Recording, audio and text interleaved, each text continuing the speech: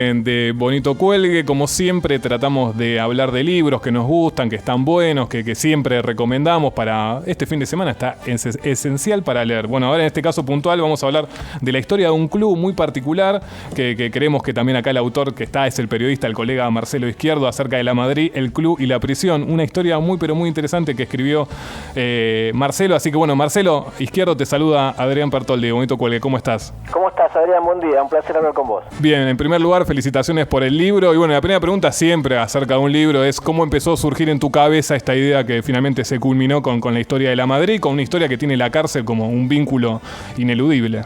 Mira, el libro Carceleros nace prácticamente de chico. Yo soy del barrio de Villa Devoto, o sea, es que la Madrid queda frente a la prisión de Villa Devoto, es la única cárcel que queda en pie en Buenos Aires. Y a lo largo de mi vida, de ir a la cancha, de ir al club, fui acumulando historias. Y realmente para el que no lo conoce, es un club único. Es el único club que yo tenga registros que está frente a una prisión y que su vida deportiva, institucional, ha ocurrido a lo largo de las últimas 6 décadas frente a los ojos de cientos de detenidos. Entonces imagínate todas las historias que se entrelazan entre un club de barrio humilde y la prisión de Villa Devoto, y ahí surgen historias realmente muy interesantes, desde el preso que se enamora del club mirando los partidos de fútbol desde su celda y termina su vida como bufetero, como miembro de la comisión directiva y como creador del himno del club, hasta el camino inverso, el del hincha que delinque y termina su vida mirando los partidos desde las celdas de la prisión. Y estas historias las vengo acumulando desde chico prácticamente. Bien, es como una especie, también habla de tu propia vida, Marcelo, esto. Digamos, Exacto, este libro tiene esa cuestión bastante autobiográfica.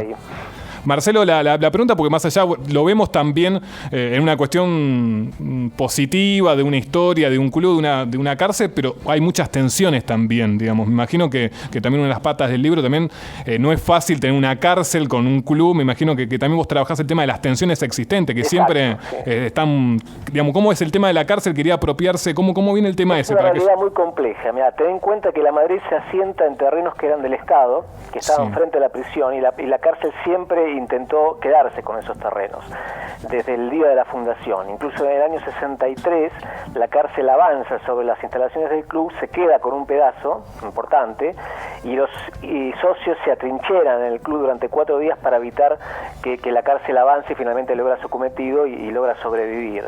Pero a lo largo de estos 65 años la cárcel ha intentado también por vía judicial quedarse con los terrenos del club, y es el único club afiliado a la AFA que no es dueño de sus terrenos, que no tiene escriturado los terrenos. Pero no solo por el afán de la prisión de quedarse con las instalaciones es que surge esta realidad compleja, ¿no? Vivir frente a una cárcel, ya sea para vecinos o para socios de un club, es realmente muy complejo, y el libro narra muchas historias de esa complejidad. Por ejemplo, para darte un ejemplo característico, durante la dictadura un helicóptero aterrizó sin permiso una tarde en la cancha de fútbol, trasladando entre 1 y 2 encapuchados, según distintos testigos, y trasladaban a esos presos hacia la prisión. Y hay muchos vecinos, incluso yo entrevisté a muchos presos políticos que afirman que durante las noches aterrizaban otros helicópteros, trasladando presos hacia la prisión y desde la prisión detenidos hacia lugares que realmente no me quiero ni imaginar. Así que imagínate que la realidad, esta relación club-prisión ha sido muy compleja a lo largo de estos años. Marcelo, ¿cómo es verdad lo que planteás y cómo siempre, ¿no? La política, el tiempo histórico repercute en el fútbol? En el caso puntual, bueno, la Madrid, ya una institución del ascenso clásica. ¿Cómo fue trabajar el tema de los testimonios? Estamos hablando más de 65 años, ya imagino hay testimonios que ya hay gente que murió. ¿Cómo fuiste la recopilación de las fuentes? Mirá, fue muy lindo. Empecé hablando con viejos socios, imagínate, gente de más de 80 años, que me fue contando un poco la fundación, los primeros años, y a partir de ahí un testimonio te lleva a otro. Terminé hablando con muchísimos presos políticos, terminé hablando con gente que trabajó en prisión, hinchas de la Madrid que trabajaron en prisión, familiares de detenidos que me contaron la historia de sus seres queridos que salieron de prisión y terminaron en el club, Y la búsqueda que más me costó y me gustó muchísimo fue encontrar al hincha que estuvo detenido durante mucho tiempo en la cárcel y que logré encontrar detenido en Río Gallegos, en una cárcel de Río Gallegos que había sido trasladado ahí, y viajé hasta Santa Cruz a entrevistarlo y me contó una historia muy interesante, con ribetes tragicómicos, ¿no? Del hincha fanático, repleto de tatuajes de la Madrid, que terminó su vida, su condena frente a la prisión de Villa Devoto. Imagínate un hincha fanático de un club que puede ver los partidos prácticamente desde un palco VIP. Entonces toda esa búsqueda fue muy linda. Fueron 9 meses, mira, un nacimiento prácticamente lo que hice. Y conocí gente realmente ¿viste esa gente que mantiene vivo un club de barrio? Yo siempre recuerdo la película Luna de Avellaneda, sí. ¿no? Esa gente que vive por un club sin pedir nada a cambio, porque es un club tan humilde que son gente que vive para el club simplemente para que siga existiendo. Y que a veces los gobiernos de turno, especialmente de la ciudad, no ayudan. Tendría que ser un muro de contención para los jóvenes, para los niños, y a veces lamentablemente los gobiernos tienen otras prioridades que los clubes. Sí. Afortunadamente la Madrid tiene una vida social muy rica, y vos vas a cualquier momento por las tardes y vas a ver a decenas y cientos de chicos jugando, no solo fútbol, ¿no? La Madrid es un club que no solo es fútbol, tiene muchísimas disciplinas, vóley, handball, patín, y realmente funciona como esa contención para los chicos del barrio. Eso es muy importante. Y lo que estamos esperando es que algún día que los terrenos puedan pertenecer al club, ¿no? Eso es algo que esperemos que cuando la cárcel se traslade, que ya hay una ley que autoriza el traslado de la cárcel, la Madrid sea dueña de sus propios terrenos y recupere la franja que le fue cercenada en el año 63. Marcelo, buenas tardes. Iván Alexis Nordi te saluda. Hola, buenas tardes. Quería consultarte cuál es la relación entre los vecinos del barrio y por un lado el club y por otro lado la cárcel, y también con el conjunto club-cárcel, que vos decís que es prácticamente inseparable la relación, no se puede analizar a uno sin tener en cuenta al otro. Sí, exacto. Mira, Devoto es un barrio que está dividido en dos.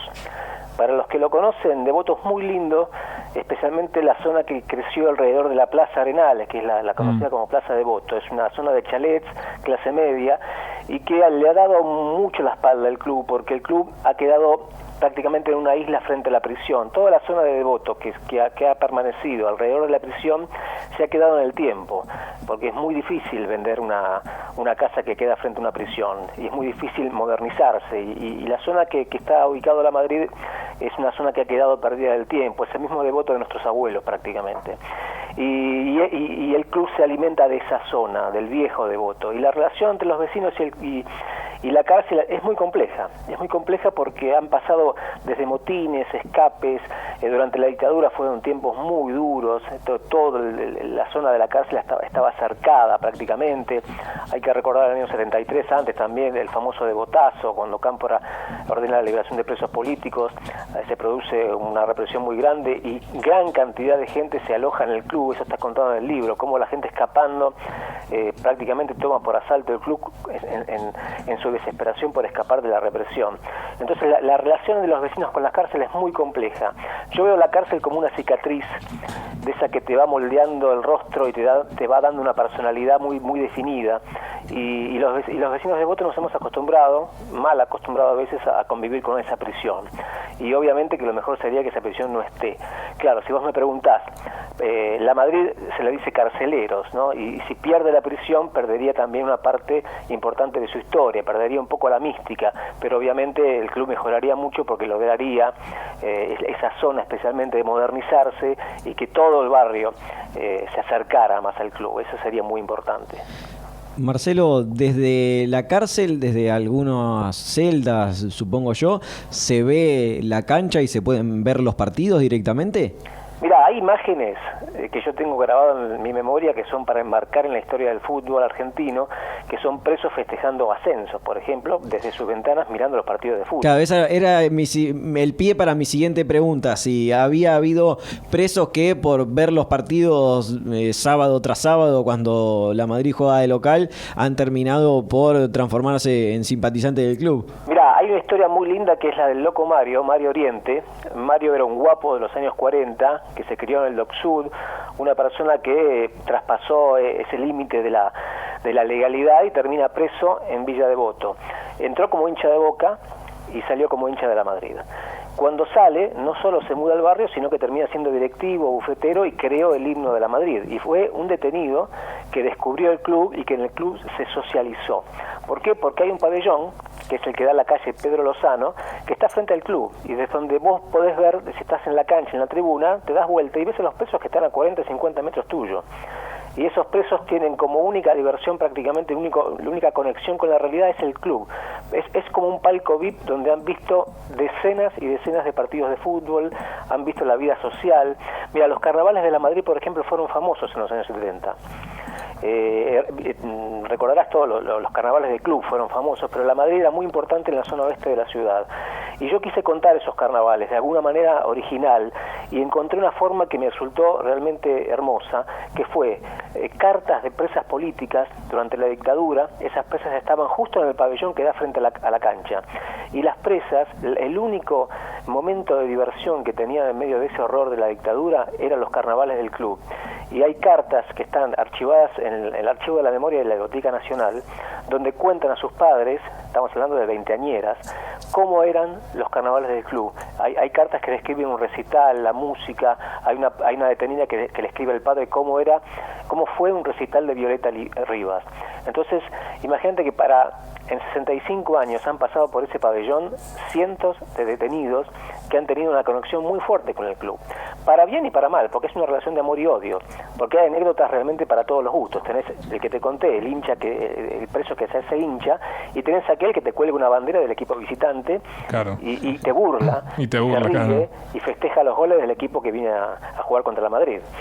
Marcelo Izquierdo, estamos leyendo Carceleros, la Madrid, el club y la prisión. Te felicitamos, es un muy buen laburo. Creo que tiene una cuestión también autobiográfica muy, pero muy interesante, y además cuenta una historia de la ciudad de Buenos Aires, y que bueno, está bueno siempre dar a luces, sacar ese velo para cuestiones, para poder repensar también lo que se viene, que es lo más importante de todo. Muchísimas gracias y un gran abrazo. Un gran abrazo, gracias por llamar. Bien, estamos hablando con el colega Marcelo Izquierdo, una historia muy, pero muy interesante, tiene que ver con la ciudad de Buenos Aires, con la zona oeste, con Devoto, que tiene también esta parte también de un barrio muy partido, que también lo planteaba Marcelo, de una zona muy acomodada y también otra zona desfavorable. Un sinónimo también de lo que hablamos tantas veces en la ciudad de Buenos Aires con la grieta que hay entre la zona norte y la zona sur. Una